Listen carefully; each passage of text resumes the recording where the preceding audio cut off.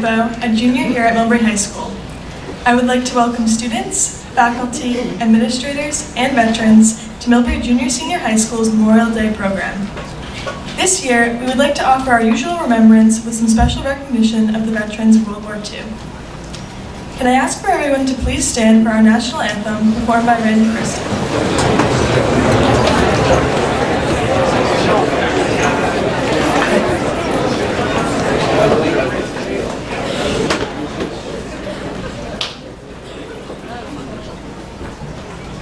Oh, say, can you see by the dawn's early light what so proudly we hailed at the twilight's last gleaming, whose broad stripes and bright stars through the perilous fight o'er the ramparts we watched were so gallantly streaming, and the rocket's red glare, the bombs bursting in air, gave proof through the night that our flag was still there.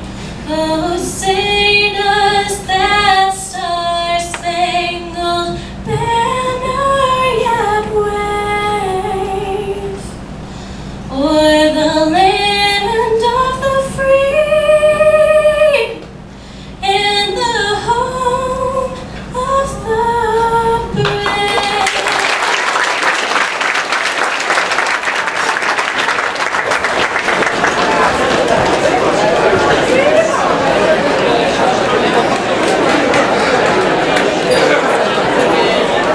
Could I ask Mrs. Bennett and Mr. Steve Balistrieri to the stage for the presentation of Millbury Junior Senior High School's new flag?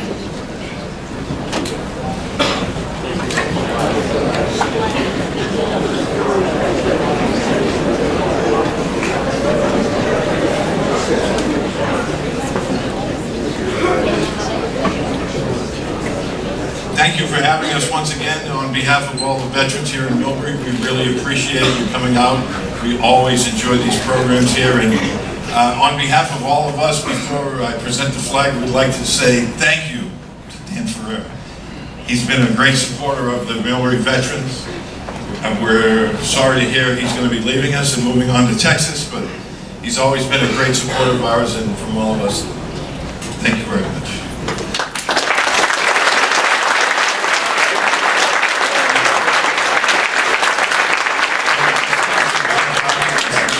Flag every year to the school, and we want to thank you all for your support, and thanks again.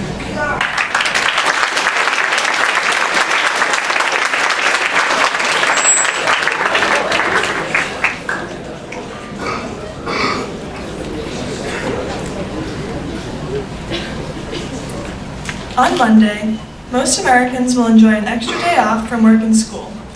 Please do not forget to take a few moments to remember the sacrifice of those who have given their lives for our nation.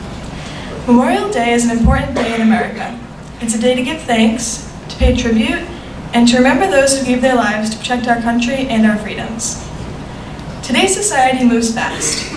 We are constantly barraged with numerous responsibilities and commitments.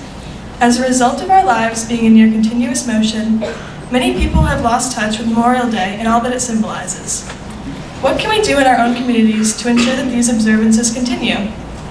Here to help us answer these questions are Rodney Basundiel, Emily Beaumier, Matt Divris, Kelsey Whedon, Tom Landgren, and Jen Diamond.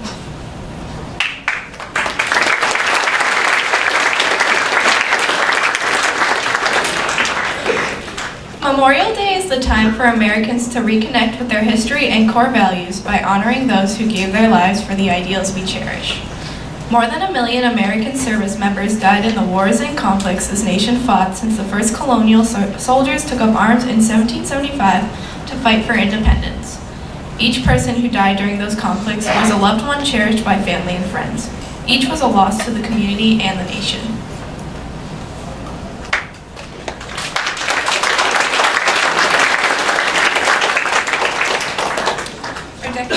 Memorial Day was a day in our nation when stores closed and communities gathered together for a day of parades and other celebrations with a patriotic theme. Memorial Day meant ceremonies at cemeteries around the country, speeches honoring those who gave their lives, the laying of wreaths, the playing of taps. In some places, these ceremonies continue, as we see here in Millbury. We gather to honor our fallen soldiers, sailors, airmen, and Marines. We understand that on Memorial Day we honor the ideals and values those servicemen and women stood for and died defending. Sadly, many Americans have lost this connection with their history. All too many Americans today view military service as an abstraction, as images seen on television and in movies. For a growing percentage of the American people, Memorial Day has come to mean simply a 3-day weekend or a major shopping day. Families might still gather for picnics, but for many of them, the patriotic core, the spirit of remembrance, is absent.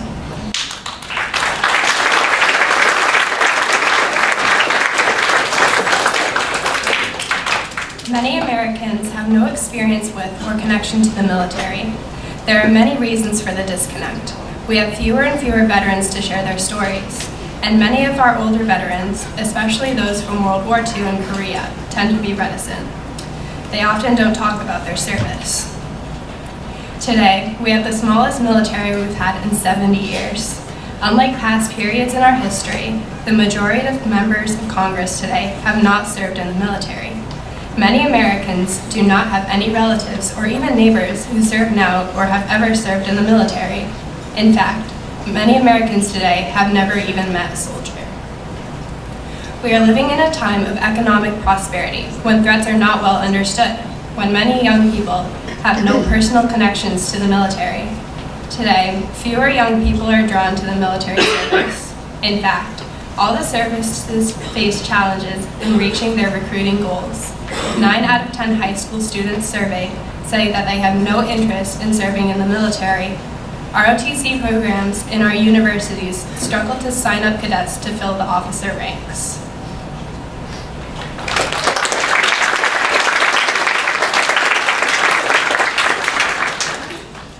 This is not news to many of you. You are aware of the challenges involved in reconnecting the American people to their armed services. You've encountered some of the ignorance and apathy yourselves, and you may wonder what to do about it. What can you do, as one individual or as a community?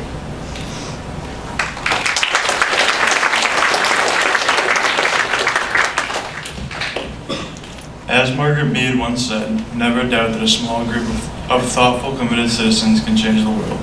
Indeed, it is the only thing it ever has. You are doing an important thing, making a difference by being here today. You are not forgetting the sacrifices of our servicemen and women.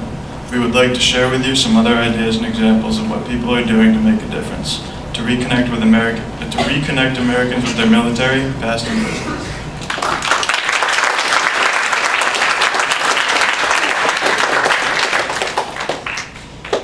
In May 1996, Carmela Espada met a group of school children on the mall in Washington, D.C. She asked them what Memorial Day meant. They all paused and said, "That's the day the pool opens." Mrs. Espada decided she wanted to show these children and others like them why they are free and who paid for their freedom. She started the Moment of Remembrance campaign. Her goal is to put the memorial back into Memorial Day. She would like to see all Americans observe 1 minute of silence at exactly 3 p.m. on Memorial Day as TAPS plays to honor those who sacrificed their lives for us.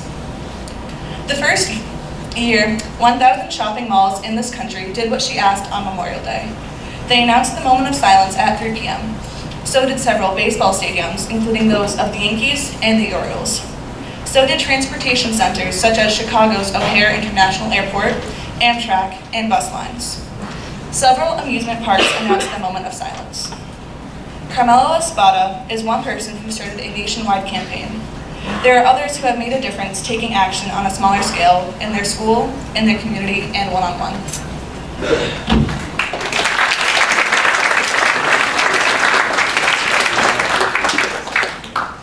In Lincoln, Vermont, on the first school day after Memorial Day, the children of the elementary school walk about a mile from their schoolhouse to the village cemetery.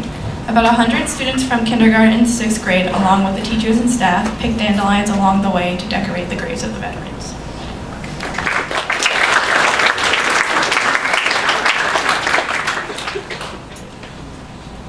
Cornwallis, Oregon, the granddaughter of a veteran, started a Veterans Day celebration in her middle school.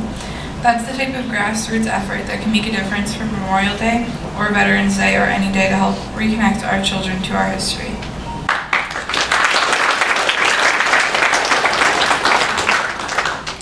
The students of Ritter Elementary School in Allentown, Pennsylvania, honor veterans each year at a special Veterans Day program where the children sing songs of thanks and recognize what veterans have done for our country. Those same children started a project called Penny Power for Veterans. They asked 40 million Americans to donate just 1 penny to help build the Korea-Vietnam Veterans Memorial Education Center in Allentown, Pennsylvania.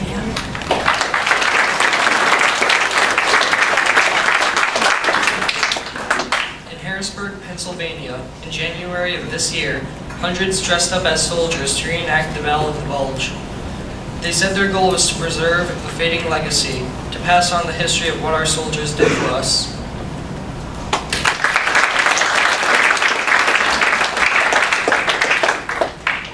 In Wilmington, North Carolina, a program in the Wilmington Star News encourages school children to send greeting cards to veterans. The newspaper provides many other ideas and internet sites to educate children about veterans and our military history.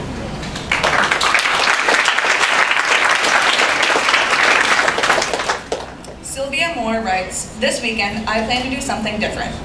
I'm going to buy some carnations each day and go to one of the nearby cemeteries and walk through the sections for soldiers. When I find a grave that has no flowers, I'll leave one and say a prayer for the family of that person, who, for some reason, could not bring their soldier flowers. I will pray for our country and all who have served or are serving, for their families who also serve by losing precious days, weeks, and months spent with their loved ones who are off serving, preserving peace and the freedom we have in this country. I'll pray for the families who paid the ultimate price, whose loved ones died or were taken captive and never returned. I'll pray for those who may still be in captivity and who think perhaps they are forgotten.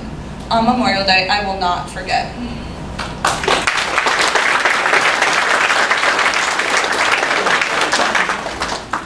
As was said by Charles M. Province, it is the soldier, not the reporter, who has given us freedom of the press. It is the soldier, not the poet, who has given us freedom of speech. It is the soldier, not the campus organizer, who has given us the freedom to demonstrate. It is the soldier, not the lawyer, who has given us the right to a fair trial. And it is the soldier who salutes the flag, who serves the flag, and whose coffin is draped by the flag, who allows a protester to burn the flag. We ask that you please continue to make a difference with your actions and words.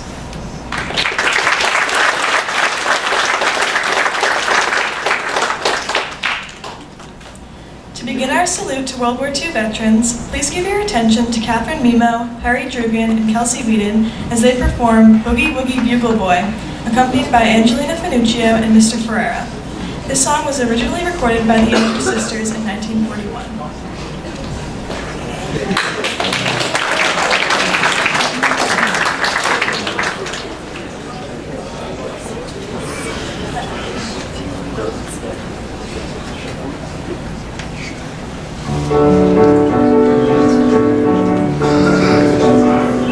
There was a famous trumpet man from Chicago way. He had a boogie style that no one else could play. He was the top man at his craft. But then his number came up and he was gone in the draft. He's in the army now, alone reveille. He's the boogie woogie bugle boy of Company B. They made him blow a bugle for his Uncle Sam. It really brought him down because he couldn't jam. They got to seem to understand. Because the next to the cap went out and dropped to the bed. Now the company jumps when he plays reveille. He's the boogie woogie bugle boy of Company B. A toot, a toot, a toot to light, a toot. He blows an eight to the bar. In boogie rhythm, he can't blow a note unless the bass and guitar is laid with them. He makes the company jump when he plays reveille. He's the boogie woogie bugle boy of Company B. He was a boogie woogie bugle boy of Company B. And when he plays boogie woogie bugle, he was busy as a bzzz bee. And when he plays, he makes the company jump and name to the bar. He's the boogie woogie bugle boy of Company B. Toot toot toot toot to the ladder, toot to the ladder, toot toot. He blows a name to the bar. He can't blow a note unless the bass and guitar is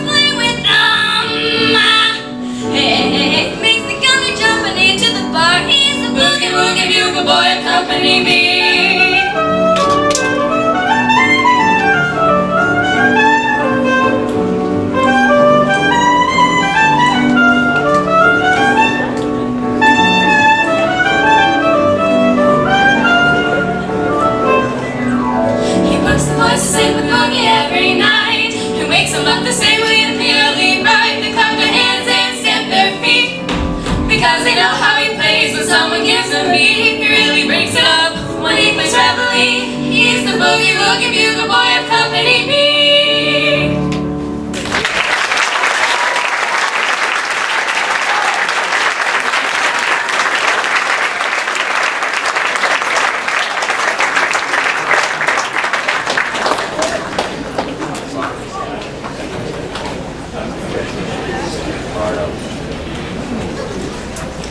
I would ask that you give your attention to Mr. Polano, who will share a story about a local World War II veteran.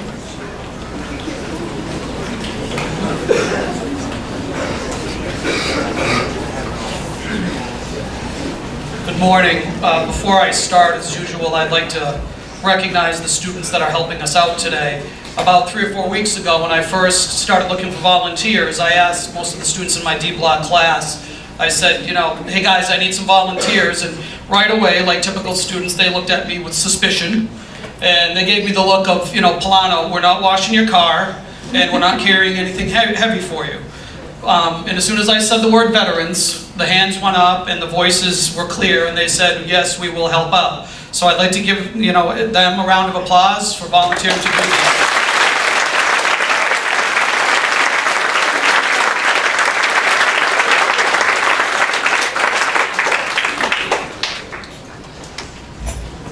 World War II was the largest conflict in the history of the world. The war began in 1939 and ended in 1945. It involved over 70 nations. Conservative estimates place the total number of war dead at 60 million. The widely accepted figure is 70+ million. The war witnessed the dawn of horrific weapons and tactics, from aerial carpet bombings of entire cities to the mass killing of 11 million Jewish and Slavic people during the Holocaust, to the first, and hopefully the last, use of nuclear weapons at Hiroshima and Nagasaki, Japan. The United States officially entered World War II on December 8, 1941. More than 16 million men served in the armed forces. In addition, over 350,000 women served in uniform. To give you an idea of how large our involvement was, the number of men and women in uniform totaled nearly 13% of the entire population. Now that may not seem like much, but when compared to the percentage of today of our population in the military, that percentage today is only 0.53%. Those in the service in World War II comprised nearly 18% of all American adults. Today, the percentage of our adult population in the military is 0.69%. Finally, 42% of all men eligible for the draft between the ages of 18 and 45 were in uniform. So think about that for a moment. Let's pretend that we were all between the ages of 18 and 45. Look around you and imagine nearly 1 out of every 2 boys are in a uniform. For comparison, today it would be about 1 out of every 100 boys in uniform. By the time World War II came to an end, approximately 418,500 Americans were killed. An additional 671,278 were wounded. Only the Civil War saw more American casualties. According to a report from the Department of Veterans Affairs, there were 558,000 World War II veterans still alive in 2017. The vast majority are now in their 90s. We are losing them at a rate of roughly 31,000 per month. Millbury is no different. Most of our men and women who served in the military during World War II are no longer with us. The men and women who lived through the Great Depression and World War II are often referred to as the greatest generation.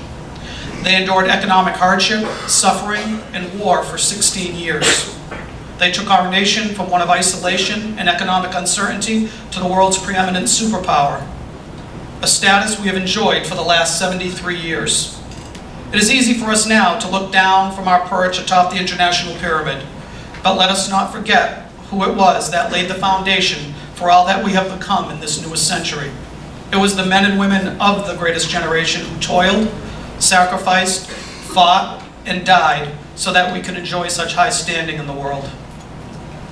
Roland LeChance was born in Millbury on September 26, 1925.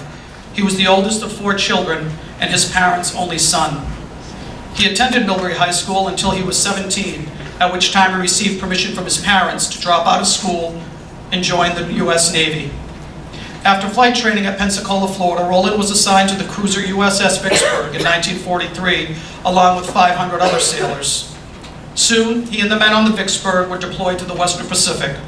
As an American sailor, Roland had to endure the usual hardships of long weeks and months at sea, cramped sleeping quarters, food that definitely wasn't like it was at home, and long hours of tedious boredom. On top of that, there was the ever-present threat of combat with the Japanese Navy or Japanese planes. There were times when Roland felt his life was at risk. Flying over the southern side of Iwo Jima, his plane encountered heavy anti-aircraft fire from the ground. Roland came through unhurt by a combination of good fortune and what he considered poor marksmanship by the Japanese gunners. Despite this, Roland felt the mood on board the Vicksburg was almost always positive. Roland's job on board the Vicksburg was as a rear seat radioman and gunner on a Kingfisher scout plane attached to a bomber squadron with the designation VB-98. To this day, Roland feels that dive bombing runs were the most thrilling part of the war for him. During these bombing runs, Roland's plane would dive out of the sky at a 70-degree angle and reach speeds of 350 miles an hour. How many people in 1945 could say they had been in a vehicle traveling that fast? Roland saw combat during two of World War II's most famous battles at Iwo Jima and Okinawa. Add to this encounters with Japanese kamikaze attacks, and it's safe to say that Roland saw his share of fighting. Like many small-town American servicemen, Roland left home with values and a strong sense of right and wrong. Once, while heading back from a mission, Roland and his pilot spotted a Buddhist monk walking across a field below them. The pilot asked Roland if he wanted to take out the monk. Roland's reply was absolutely not. Like many veterans who have experienced combat, witnessed the wanton destruction, and watched men die, Roland saw no reason to add to the countless wasted lives that any war brings. Perhaps it was Roland's way of bringing a little humanity to the most inhumane of human undertakings. By September of 1945, Roland had made it all the way to Tokyo Bay and the end of the war. Roland came home after the war to partake in what many of us would consider a normal life. He worked in a meatpacking plant to provide for his family and gave back to the community. Through the years, Roland served as park commissioner, a member of the planning board, building committee, and school committee. He was a coach of the recreational basketball and Little League baseball teams. As an educator, I do feel obliged to mention that Roland did receive his high school diploma on November 12, 2000, at the age of 74. Like so many of his generation, Roland served his community in peace, just as he served his nation in war. He and his wife, Kay, who will be celebrating their 70th wedding anniversary next month, still live in the house where Roland was born over 91 years ago. We are fortunate today that Roland is with us, as he has been for almost all of the Veterans Day and Memorial Day services since I have taught at Millbury High. I would like to ask Roland if he could please stand, and could I ask everybody to recognize Roland in his service to the nation and to the community.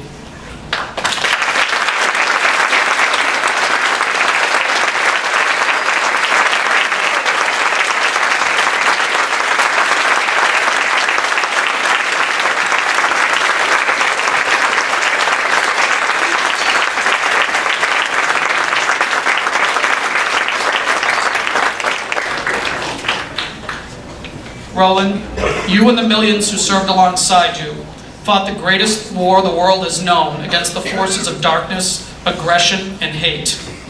Our debt to your generation will never be fully paid. You were needed and you went. You served and you sacrificed. You were lucky to be one of those who came home, and you will never forget your experiences. The burden now falls on all of us and every subsequent generation to not forget the sacrifices that were made and the lives that were lost. I know that Memorial Day is about honoring our war dead and those who have made the ultimate sacrifice to keep us safe and free. However, our theme here today has been about doing our part to remember. As each generation passes and we lose our surviving veterans, we must take care to know them, speak with them, and most importantly, to listen to them. If we fail to do this, the result would be the irreplaceable loss of first-hand accounts of what service meant and still means. We would lose the personal aspect of service from veterans and our families and our community. It is they who make it real for us. It is they to whom we can most easily relate. And it is because we can relate to them that we can better understand what service and sacrifice means on a personal level. Without our veterans, we are left only with other people's interpretations and too many of Hollywood's cliched romantic productions of war and heroism. Do not let those interpretations become our main source of what and how our veterans have sacrificed. I have stood on this stage in years past and shared my opinion that heroism is not loud, bombastic, colorful, or perfectly portrayed on a movie screen. Rather, heroism is a blend of quiet courage, confidence, humility, and selflessness. It can be found in a conversation with any of the veterans seated before you this morning. However, it is best represented by the grave markers and headstones of those who have paid for our freedom with their lives. Our fallen veterans have done their part. Now it is up to us to do our part by honoring their sacrifice one day out of the year. It does not seem like an equal proposition. They give everything, and we simply take a few moments to remember them. The overwhelming majority of us will never come close to repaying such a debt by doing this. Some may even feel a bit guilty. I encourage you to not feel this way. Those who have fallen had the courage to face their fears, the humility to serve something greater than themselves, and the selflessness to put themselves in harm's way so that we could avoid harm. It has never been about what is fair or an even exchange. It has always been about duty, honor, courage, humility, and selflessness. This is the one time where I would encourage anybody to take advantage of such a lopsided deal that is so very much in your favor. All we need to know about any of our veterans, both fallen and still with us, is that they knew exactly how lopsided this deal was, and still they chose to serve. Our fallen servicemen and women have given everything a person could possibly give. In exchange, we are asked to take a moment on one day out of the year that amounts to 0.000038% of our time to pause and remember them. What you do with the remainder of your time each year is entirely up to you. So in the end, this lopsided deal works out because the freedom to do as you choose is exactly the cause for which so many have fought and too many have died. Please take a moment on Monday to remember our fallen servicemen and women. Thank you.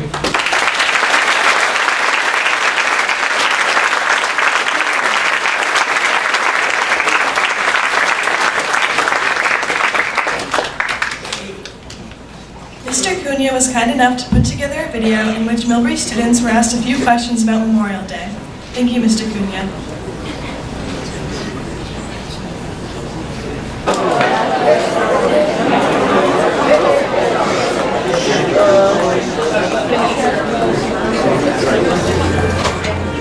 My family usually does a big cookout when we my family usually goes to the parade and then we go to the town cemetery and a lot of some of the old schools. Yeah, we usually hang out on some Fridays. Memorial Day, my family and I like to do an annual cookout and to celebrate the veterans' sacrifices. On Memorial Day, I go to a cookout that my neighbors have. A cookout at my neighbors. We do the Millbury Marching Band Memorial Day Parade and then we have cookout. I usually visit my dad and then we go and visit my grandfather.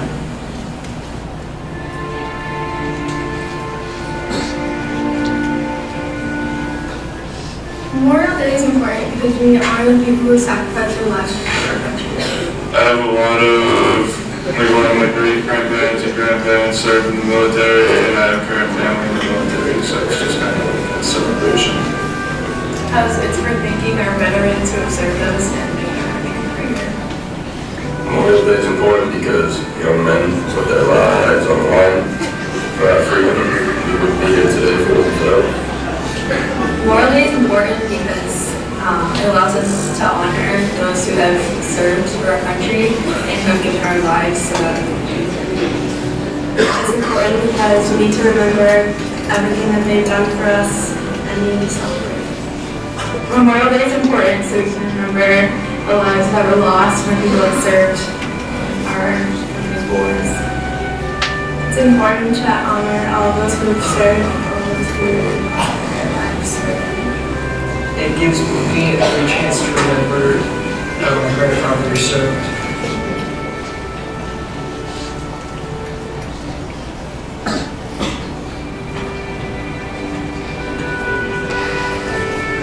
I would say thank you so very much. There's no amount of words that I could say to say thank you, and that what you've done is huge, and we appreciate all that you've ever done. I would say thank you so much. The reason why we're here is because of you, so thank you so much. I would say that, so thank you. Just gotta say thank you for the sacrifice to bring to this country. I would say thank you for everything, and you're very strong, and I'm inspired to be just like you. I would say thank you. Thank you for your bravery and courage. I'd probably say thank you. I would like to thank all of them and say that we probably wouldn't be here without you. I would say thank you so much for everything that you have done for us.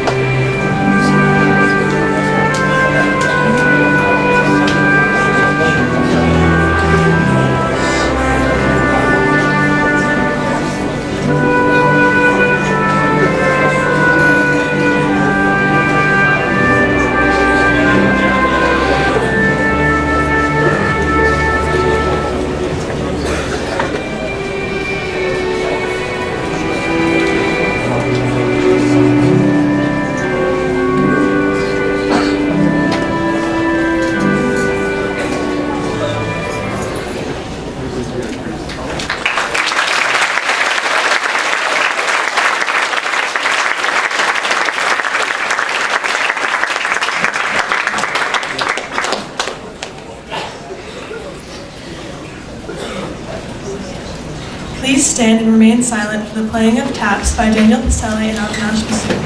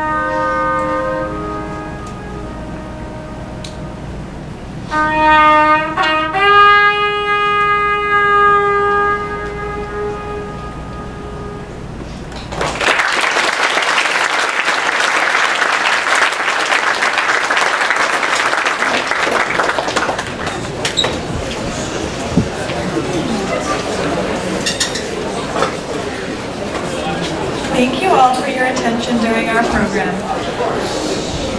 We hope that you will take at least a few moments out of your weekend to remember those who have given their lives for our country. I would like to offer a very special thank you to the veterans of Millbury who have honored us with both their service and their attendance here today. Could we please stand and offer them a round of applause and a woolly cheer as we